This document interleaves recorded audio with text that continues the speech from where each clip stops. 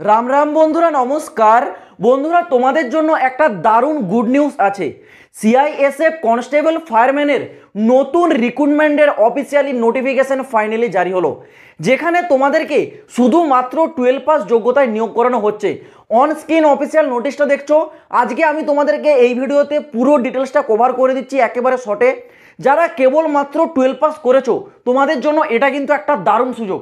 যারা এতদিন তোমরা চাইছিলে একটা ফোর্সে চাকরি করতে, যাদের ছোটোবেলা থেকে স্বপ্ন ফোর্সে গিয়ে চাকরি করবে এবং সেখানে যেন ডিউটি কম হয় এবং পোস্টিংটাও যেন ভালো হয়, সেই ক্ষেত্রে তোমাদের জন্য সিআইএসএফ কনস্টেবল ফায়ারম্যান কিন্তু সব থেকে বলতে পারো বেস্ট অপরচুনিটি। কারণ এখানে তোমরা জানো ফায়ারম্যানের বছরে 365 দিন কিন্তু ডিউটি হয় না।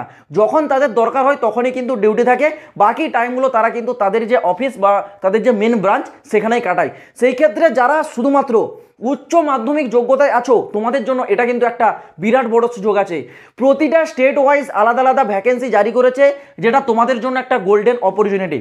যেখানে টোটাল শূন্য পদের কথা বলেছে কত না 1130 শূন্য পদের টোটাল এখানে কিন্তু এই সিআইএসএফ কনস্টেবল ফায়ারম্যান পদে নিয়োগ করানো হচ্ছে।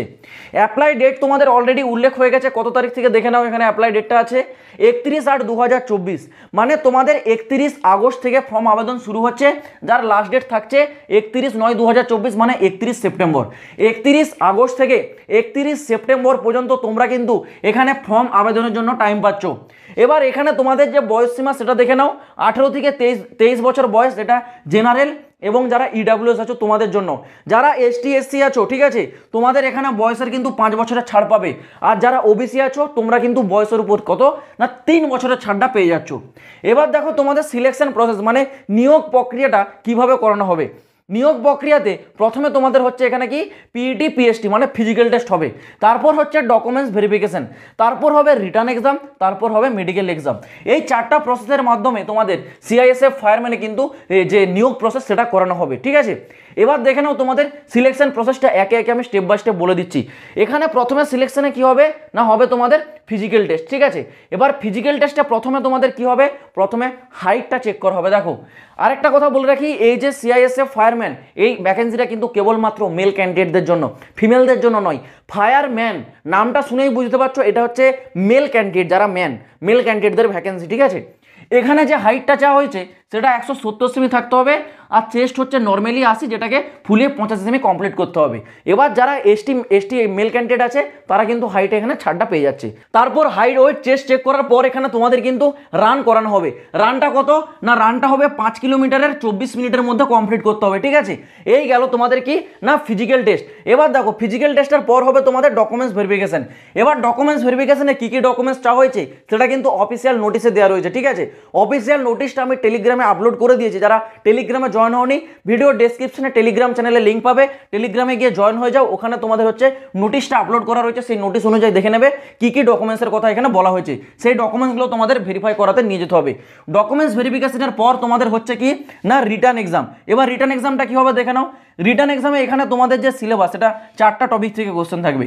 রিজনিং থেকে 25টা কোশ্চেন 25 নম্বরের, জিকে থেকে 25টা কোশ্চেন 25 নম্বরের, ম্যাথামেটিক্স থেকে 25টা কোশ্চেন 25 নম্বরের, আর নিচে 2টি অপশন পাবে তোমরা ইংলিশ এবং হিন্দি। যার যেটা পছন্দ সে সেটা চুজ করতে পারে। যার ইংলিশ বেশি প্রেফার করো সে ইংলিশ চুজ করবে, কেউ যদি হিন্দি বেশি প্রেফার করো সে হিন্দি চুজ করবে, ঠিক আছে।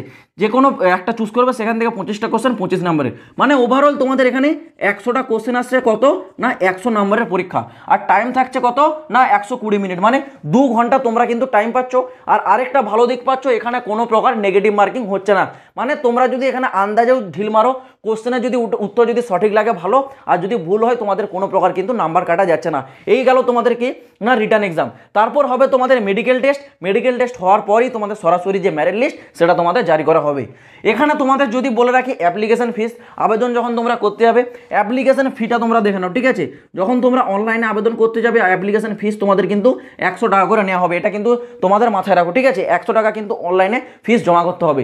আর কোয়ালিফিকেশনটা আরও একবার বলে দিই, দেখো কোয়ালিফিকেশনটা যারা কেবলমাত্র 12 পাস করেছো, ঠিক আছে, সায়েন্স শাখায়, ঠিক আছে, যারা আর্টস বা কমার্স থেকে আছো তোমাদের জন্য নয়। 12 পাস উইথ সায়েন্স তারা এখানে আবেদন করতে পারবে, মেল ক্যান্ডিডেট, এটা কিন্তু ফিমেলদের জন্য ভ্যাকেন্সি নয়, যেহেতু এটা ফায়ারম্যান পদে নিয়োগ হচ্ছে, ফায়ারম্যান, ঠিক আছে, মেল ক্যান্ডিডেটদের ভ্যাকেন্সি।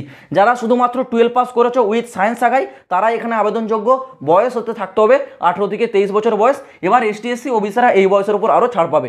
তো আশা করছি আমি তোমাদের এই ভ্যাকেন্সির ইচ অ্যান্ড এভরিথিং ক্লিয়ার করে বোঝাতে পারলাম। যদি এই ভ্যাকেন্সি তোমরা নোটিশটা ডাউনলোড করতে চাও, টেলিগ্রামে আমি আপলোড করে দিয়েছি, টেলিগ্রামের লিঙ্ক তোমরা ডিসক্রিপশনে পাবে, সরাসরি যাও, ভ্যাকেন্সি তোমরা পুরো নোটিশটা পড়ো এবং তোমরা অবশ্যই কিন্তু আবেদন করবে, কারণ এই ভ্যাকেন্সি তোমাদের জন্য একটা দারুণ ভ্যাকেন্সি, যেখানে তোমাদের ডিউটি কিন্তু অনেকটাই কম দেওয়া হবে, ঠিক আছে। সেই ক্ষেত্রে বলবো যারা 12 পাস করেছো সায়েন্স শাখায় অবশ্যই তোমরা কিন্তু ফর্মটা আবেদন করবে। তো আই হোপ কি তোমাদের পুরো বিষয়টা ক্লিয়ারলি বোঝাতে পারলাম। যদি তোমাদের কোনো জায়গায় বুঝতে অসুবিধা হয় বা প্রবলেম হয়, কমেন্ট বক্স খোলা রাখছি, তোমরা কমেন্টে কমেন্ট করে জানাবে। আর যারা চ্যানেলে নতুন আছো অবশ্যই চ্যানেলটাকে সাবস্ক্রাইব করবে এরকমই প্রতিটা লেটেস্ট আপডেট সব থেকে আগে পাওয়ার জন্য। তো চলো বন্ধুরা, আজ ভিডিওটা এই পর্যন্ত, দেখা হচ্ছে আবার পরের ভিডিওতে নতুন কোনো আপডেটের সাথে।